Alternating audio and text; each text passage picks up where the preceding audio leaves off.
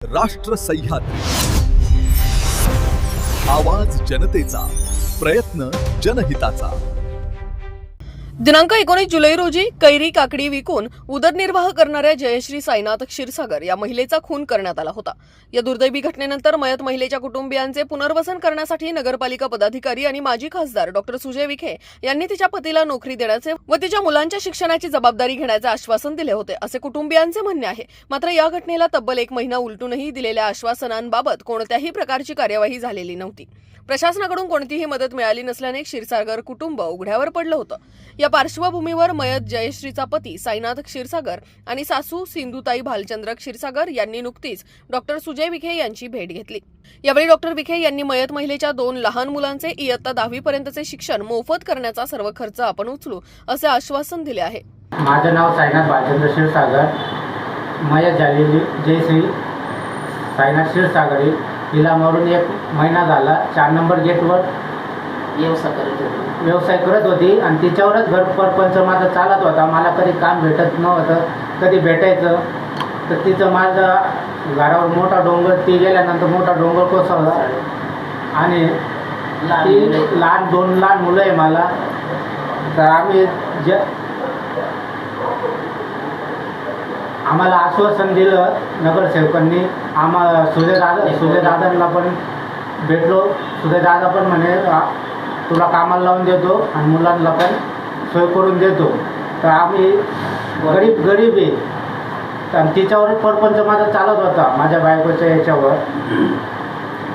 तर आम्हाला न्याय मिळाला पाहिजे ही कळकळ विनंती आहे। तर तुम्ही नेमके ज्यावेळेस तुम्ही ती डेड बॉडी घेत नव्हते ताब्यामध्ये, त्यावेळेस तुम्हाला नगरपालिकेमध्ये काय काय आश्वासन देण्यात आलं? डेड बॉडी पहिले तुम्ही आहे ना घेऊन जा म्हणे, पोस्टमॉर्टम करा, पोस्टमॉर्टम करून या म्हणे, अंतिम संस्कार करा, नंतर तुम्हाला नोकरीला लावून देतो म्हणे। आज 1 महिना झाला तरी काही कोणी घरी आलं नाही, कोणी लक्ष द्या ना आमच्याकडं गरीब असल्यामुळं। तुम्ही सुजय विखेंना भेटले हो। तर तुम्हाला त्यांनी काय शब्द दिला?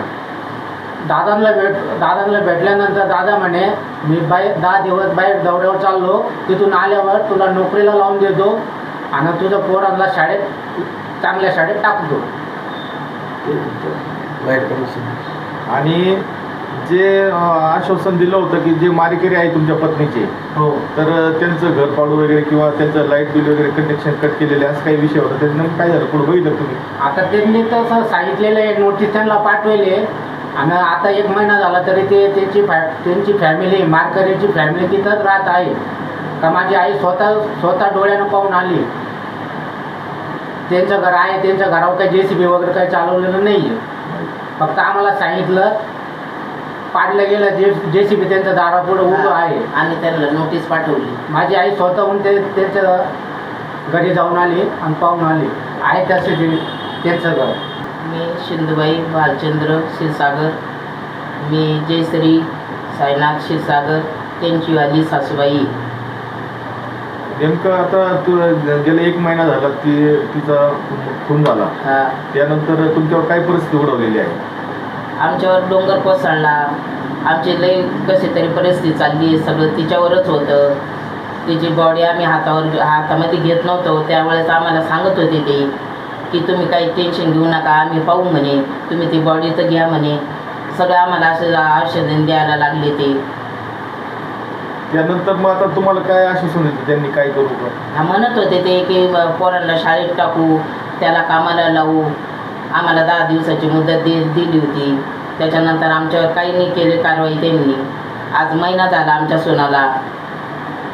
आता तुम्हाला जे नोकरीचं आश्वासन दिलं होतं त्यात तुम्हाला ते परत विचारणा झाली काही?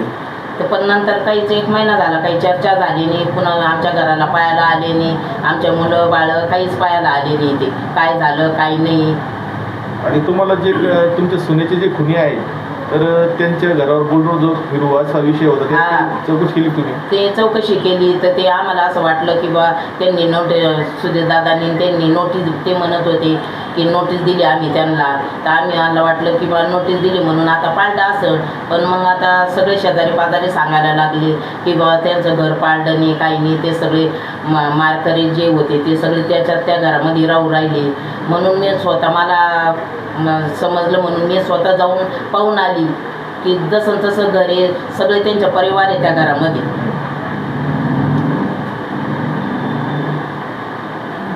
काय अपेक्षा आहे मावशी तुमच्या आपण आता काय मागणी आहे तुमची आता?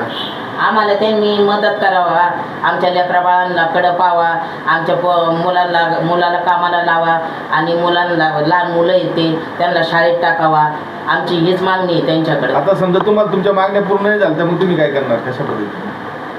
आमच्या मागण्याने पूर्ण झाल्यावर आम्ही हेच करणार आहे, आम्ही पत्रकार आंदोलन करणारी. मग आम्ही तेच करू. मग काका आमच्यावाले जे आमच्यावर एवढा डोंगर कोसळला तरी ते आम्हाला पाया ना.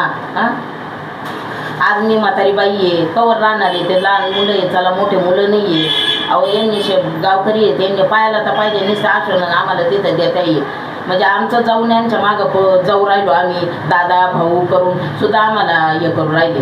नुसतं मौत घ्यापुरते, हातामध्ये द्यापुरते, हा आम्ही असं करतो, आम्ही तसं करतो. यांनी काहीच केलं नाही. अहो पुन्हा पाहायला सुद्धा आले नाही ते आमच्याकडं.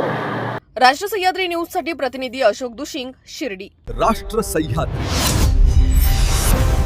आवाज जनतेचा, प्रयत्न जनहिताचा.